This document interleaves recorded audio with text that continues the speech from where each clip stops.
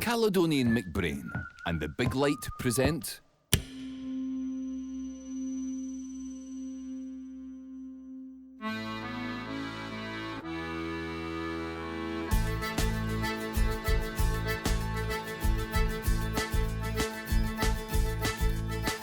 We often talk about the Western Isles as a place of silence.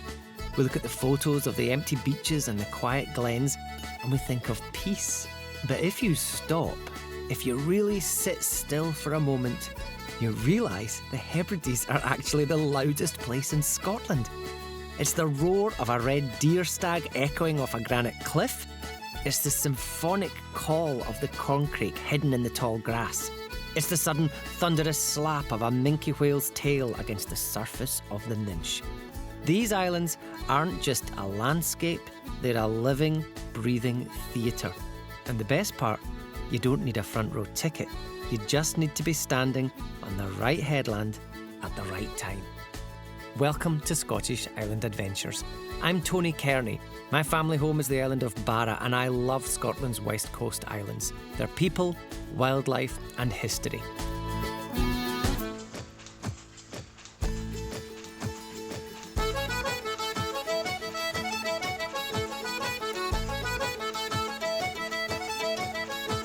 In this season of the show, we're welcoming guests who will help you get the most out of your next visit to the Western Isles. Our guest today spends his life chasing the big stories, but in his spare time he's passionate about wildlife and the Scottish Islands. Joining me today is the brilliant David Dinsley, an incredible wildlife photographer and RSPB warden on the on Islay.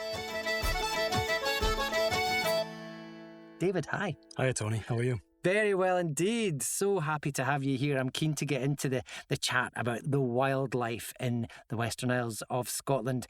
You know, David, people have described Calmac ferries as the best mobile wildlife hides in the country because the vistas are incredible, not just the landscape, but the wildlife. So when you're on that top deck or that observation lounge on a Calmac ferry, what's the one thing that always makes you jump right out of your seat? For me, it's the cetaceans, it's the whales and the dolphins, seabirds too. But I always want to get outside and spend time outside and just watch, because you never know what you're going to see. You might see hardly a thing, you might see everything. It just depends, different conditions, different times of year. And it's almost like a free sort of wildlife charter as well as a ferry trip to your next destination. Yes, exactly. A lot of people look at the ferries as just getting from A to B, but for someone like you, the adventure's starting as soon as you cast off from the pier. What kind of things should we be looking for over the side of the boat? So you should be looking for things like, there'll be flocks, if it's the middle of summer, there'll be flocks of seabirds, there'll be guillemots, you might see the odd puffin out there, but you'll be looking for sort of commotion in the water. You'll be looking for things breaking the surface, fins. You get the occasional minke whale that'll follow the ferries. Look for swirling swarms of gannets that are fishing. That's an indicator that there could be minke whales feeding nearby. There could be a big shoal of fish, a big shoal of mackerel, for example. And that draws in not just the birds, but also the bigger things. Tuna as well, like the occasional tuna, if you're very lucky.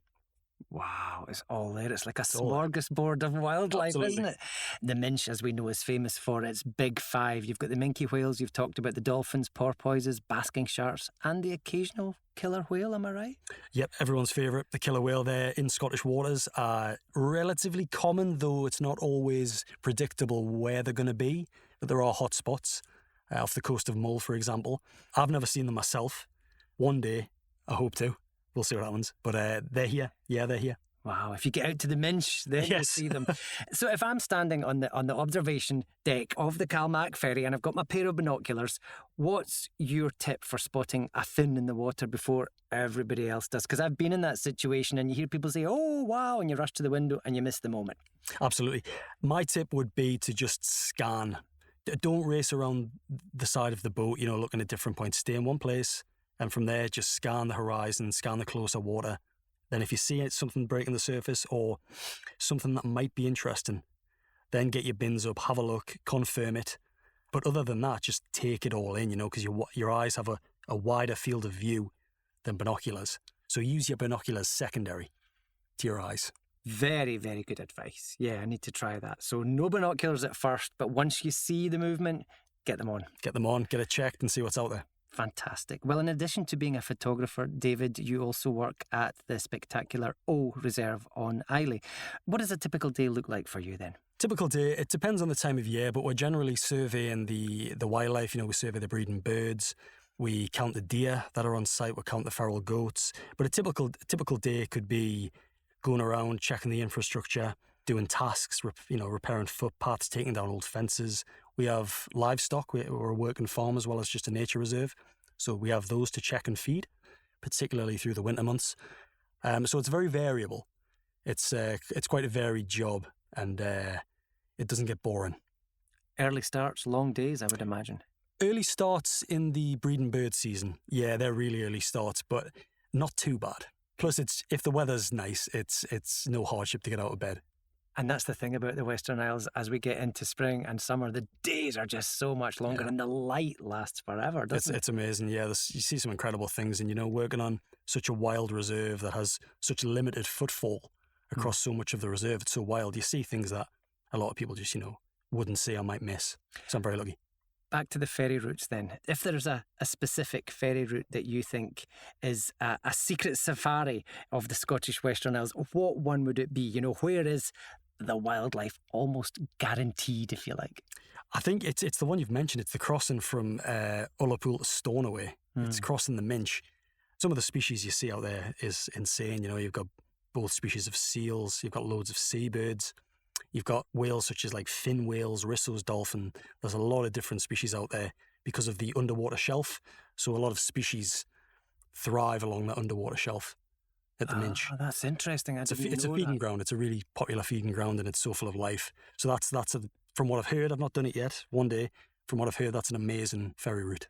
And of course, on these routes, the terrain changes as well as you move through the islands. I'm thinking about the rugged mountains of Rum, the Macherlands of Uist, the flat grass between just after the sand on the beach. How does that kind of differing geography dictate which animals we're going to run into then? Well, the Hebridean Isles are like you say, they're so versatile with the types of habitat and terrain. And that then in turn brings its own different species. So like on the Macha, you've got like a lot of wading birds, you've got corncrake and things in the low ground on Tyree and Coll in the iris beds. And then you've got lots of deer, say on Rum. And, these rocky shores have otters. There's a whole variety of birds and animals that sort of are adapted to these different terrains, these different habitats. So in the Hebrides, you get a whole range of different species. So species you might see, say, on Tyree or Coll, you might not see further north. So the word, the Hebrides are your oyster to go out there and have a look and see what's out there. Well, let's talk about the specialists, because if someone wants to see, for example, the sea eagles on Mull or the red deer on Rum, or maybe the elusive corncrake in the Outer Hebrides, which I've heard loads but I've never actually seen, how much of it all is luck? And how much of it is just knowing the terrain, knowing the land? It's a bit of both. I mean, in terms of getting really good views, that's when fieldcraft comes in handy for a lot of things. Sometimes you do get lucky, but knowing the species can help. For instance, corncrakes, you can't see them. If you put the time in, they will pop up eventually. It's just investing that time in following the animal, working out what it's doing, where it's going. Same with otters. There's loads of otters on the West Coast. Doesn't mean everybody sees them. You've got to know what you're looking for. So sometimes you can get away with it with luck, but I often find that knowing your subject and treading a little bit quieter, a little bit more cautiously, you open yourself up to more experiences with wildlife. And patience, the P word. Patience, yeah. It's essential, isn't it? Well, you need it, because, not a lot of nature is just given to you. You do have to spend time quietly waiting, and then, you get the goods. You get the reward. Absolutely. How important is it then to be aware of your surroundings, to avoid disturbing the natural habitats of animals on the islands? The Hebridean Islands are home to a lot of protected species, so they're a key breeding area for many, many different species, particularly migratory birds. Mm-hmm. So they need to have their space. They need to be sort of left in peace, because they are such sensitive species, such as the corncrake and the Arctic tern, the little tern particularly. So you should be aware of your surroundings and notice if, animals are distressed by your presence. Birds particularly will call at you. It's quite obvious when a bird is unhappy. So you just give them the space and they'll very quickly go back to what they were doing. they're quite resilient like that. But just be aware of what you're doing, because like I say, the Hebrides are such a crucial part of the country for so many rare birds. Yeah, good advice. We were talking about the Machar there, the flat land just off the beach.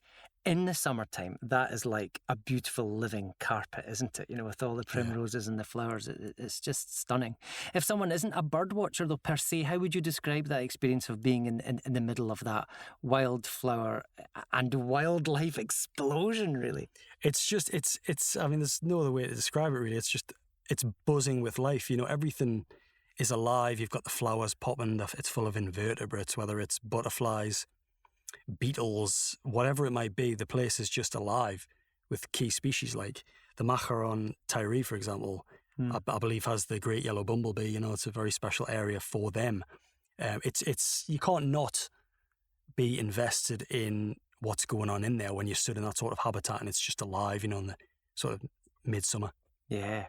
I want to talk a little bit about your photography, David, because you've spent hours, probably days, sitting silently in the heather waiting for a shot. What's the one wildlife encounter you've had in Scotland's Western Isles then that actually made you, perhaps you were overwhelmed and you forgot to maybe hit the record button? I'm sure it's happened to you. I don't know a time I've necessarily forgot to hit the record button, but there has been times where almost like animals have come too close. So I've had the lens on and they've been too close, and you can't record or get pictures because the animals are too close. So I've had times where otter cubs have been feet away when I've been hiding behind a rock, and you can't photograph. You've got to be in the moment. You can't do anything about that. Yeah. So you just fully get sort of immersed in that moment where there's an otter cub eating a fish just a couple of feet from you. It doesn't know you're there. You're behind a rock, so you just sort of enjoy it and just peek at it from behind the rock, and then it'll eventually move off. And that memory will probably stay with you maybe more than if you had photographed it. Yeah, more than likely, because they're such special moments. I've had several of those, whether on Mull or on Islay, where all you're thinking about in that moment is that specific moment. You're so immersed in it. It's a privilege when you have moments like that. A lot of people think that they need maybe a £10,000 camera lens to enjoy Scottish wildlife. What's your advice for the smartphone explorer like myself who just wants to capture, a memory or of maybe a seal bobbing up to say hello, or like we're talking about an otter or even the elusive corncrake? I would say, phones are incredibly good these days. They're so good at taking photos, and particularly video. You can shoot RAW files on most cameras now, so they're like really dense megapixel photos. They're fantastic. I would advise that you take video of something, because with the video you can screenshot a frame from it, but then the video itself generally holds up better than the photos. For example, if there's wildlife that's a little bit far away where it might look like a bit blurry, you can't quite tell what it is, then when you've got the video, it's in motion. It generally looks a lot better. So I would advise going for video and prioritising that over photos. But phones are so good, and if you do have the patience and the fieldcraft, you probably could get a corncrake from your mobile phone. Wow. Because they will, if you're in a vehicle, they're not scared of vehicles. So you could be sat in a vehicle, and if the corncrake's relatively close, you can probably get it with a phone if you're lucky. The north end of Barra, an area called Erlegree with the lovely manran grass, is where you often hear the corncrake. And I've sat there for ages and I've never seen it until maybe I should have been in the car. Sure, yeah. That as well. And all my life, I've only seen one otter on the island of Barra, because they really are a bit of the holy grail for many visitors, aren't they? Absolutely. They're notoriously shy. They are. Where then, and you give us your expertise here, where's the best place to find them? And what's the secret for not scaring them off the second you see that tail? So the stock answer for this, I think, is the Isle of Mull. It's where the majority of wildlife photographers go. It's incredibly accessible. So many of the locks and the water bodies and the inlets have roads around them. So you can, whilst driving around safely, scan the water, and you can cover a lot of ground looking for otters by car. So then if you see one, there's generally a lot of laybys you can pull in, get out, and then approach with caution the area where it is and take your images. Personally, I think the Isle of Jura is actually a hidden gem in regards to otters. Islay's good, but it's hard work because the road system is completely different to Mull. You've actually generally got to be on foot. So for your bang for your buck, I would say go to the Isle of Mull, but the Isle of Jura is also fantastic. In regards to getting quite close to them, otters generally spend around 20 seconds underwater, and the best time to sort of approach them is when they're hunting, and when they're underwater, you can get a bit closer. They'll come up and then they'll go down again and get a bit closer, and if you're lucky, they'll bring their catch in relatively close to where you are. It's not guaranteed, but that's the best method. Slow and steady wins the race. Take it a bit at a time and you'll be all right. I think you'll get them. Have you seen quite a lot of otters then? Yes. Oh, look at you. Wow. Not to brag. But Yeah, so your technique works. it does work. I mean, now and again it doesn't, because they might get a whiff of you. You know, you've got to try and stay downwind because they can't smell you and they can't see you, despite not having amazing eyesight. The eyes are better than you think. So if you break the horizon or the skyline, they'll probably see you and then they're just gone. Mm-hmm. But with a bit of patience, you can have amazing encounters with otters, and you know they're a real crowd pleaser. Fascinating. You know, I was just thinking there, listening to you, that the richness that we have in the Western Isles just can't be, overestimated at all. And we live in a really noise-ridden, busy society, and we kind of need that grounding presence and that calm that you can find in nature in a place like the Western Isles. I'm thinking about, all the nature anxiety that we hear in the news lately. Scotland's Western Isles feel like a place where nature is still winning, doesn't it? Mm-hmm. So why is it important for people to actually go there and see these animals in the flesh in such an incredible natural habitat? We live in a modern era where we have such accessibility to seeing so many amazing things on our phones, particularly, and on TV, and it looks really good and exciting. You get really good footage and things on phones, but it's very different being there in the flesh and seeing something in real life. For me, being in the moment, in the wild, it will always top watching something online or something like that. You've got to experience it. You'll like I said before, you'll remember those experiences in the wild far outweighing just seeing something on TV. You need to see the actual tangible wildlife in front of you, in the moment, maybe with people, making memories in a beautiful place. The Western Isles is gorgeous. You're going to make amazing memories. And I think being actually out in nature is incredibly important. It's been proven it's fantastic for mental health. So then if you chuck an otter on top of that, or an encounter with a corncrake or a chuff, it's incredibly memorable. Yeah. It's the icing on the cake, isn't it? Absolutely. If you then had to design, David, a wildlife weekend for a total beginner, they're just about to buy their CalMac ticket and head west, where are you sending them to ensure that they come home as a nature convert? I'm going to have to send you to the Isle of Mull, which I live on Islay, so I sound like I'm being a traitor to my home. But if it was certainly for the summer, if it was the spring and summer months, I would send you to the Isle of Mull. You've got otters, you've got the eagles, you've got hen harriers, you've got deer. You've got so much wildlife around the island that you can see. There's puffins, there's other seabirds, there's a lot to see. I think you would come away very happy. You would see a lot of them and you would do really well. Now, if it was winter, I would maybe suggest that you go to the Isle of Islay, because you've got the spectacle of the tens of thousands of geese, which is pretty incredible in October, November time. They're migrating. They've come south from Greenland, and they treat Loch Gryniot, which is an RSPB site at the north of the Isle of Islay, as almost like Heathrow. So they come in, they congregate, they gather, and then after a few days, weeks, they spread across the island. But it's quite the spectacle. You've got hooper swans as well, which come down from Iceland. It's really impressive. But I think to get as many species as possible, you probably want to hit the Isle of Mull. I've been a few times, and it's a special place. And you're biased, of course, as well, Islay, but you're recommending the Isle of Mull for us. That's not an Islay accent you have, though, but you're an adopted Elach. I am. Well, I think I am anyway.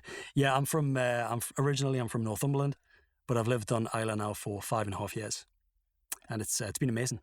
And it's your adopted home? It's my adopted home. Yeah, hopefully I've been accepted by the locals at this point. 5 years in, I'm sure you have. Hebridean hospitality being as Absolutely. It is. So, what would you say, David, would be the soundtrack of the Isles for you? Is it the cry of the buzzard or the splash of a gannet, or something else entirely? If you were to kind of sum up the soundtrack, what would it be? for me, it would be the call of the corncrake. It's such a distinctive call. You know, these are a bird that used to be widespread across all of the UK. They were everywhere, you know, when farming methods were far more traditional. And now they're really limited to the West Coast and a few other small parts of the UK, mostly Scotland. But they're doing okay in Scotland. They're still very much here, particularly in Tiree and Coll, from around April until August. So to me, that is the sound of Scotland, you know, the sound of the bird that not many people see during the spring and summer months. It's quite dramatic. It's important. I think it's a sound that harkens back to the past, and we don't want to lose that. And I think that's quite iconic for the Western Isles. It's to be cherished. Absolutely, yeah. Finally then, David, where next for you? Where's your next big Scottish Island adventure? I would love to do the crossing over the Minch and go to the Outer Hebrides. I've never been there before. There's a load of species up there I'd love to see, whether it's cetaceans, like maybe get a fin whale on the crossing if I'm very lucky. But also, you know, there's breeding birds up there that we don't have further south, because obviously Islay is the southernmost of the Hebridean chain. So up there, yeah, they've got skuas and cool species like that, and there's so much to see up there. And I'd love to go. You have a treat in store, David. I can't wait. Thank you so much for chatting to me. It's been fascinating. Thank you so much. That's all for this episode of Scottish Island Adventures. Please subscribe, like, rate, review and share with your friends. We'll be dropping new episodes every fortnight full of great conversations with fantastic guests from the worlds of wellness, whisky, wildlife, heritage and more. In the next episode, we'll be joined by Finlay Wilson, the kilted yogi, to talk about all the ways you can get outdoors when you visit the islands this year. Book your Caledonian McBrain Island adventure now. For show notes and more information, plus full details on Caledonian McBrain's routes, timetables, prices and bookings, go to calmac.co.uk. You've been listening to Scottish Island Adventures. It was presented by me, Tony Kearney. It was written and produced by Michael Wilson Park, with engineering and mastering by Brian McAlpine for The Big Light. The executive producer was Fiona White.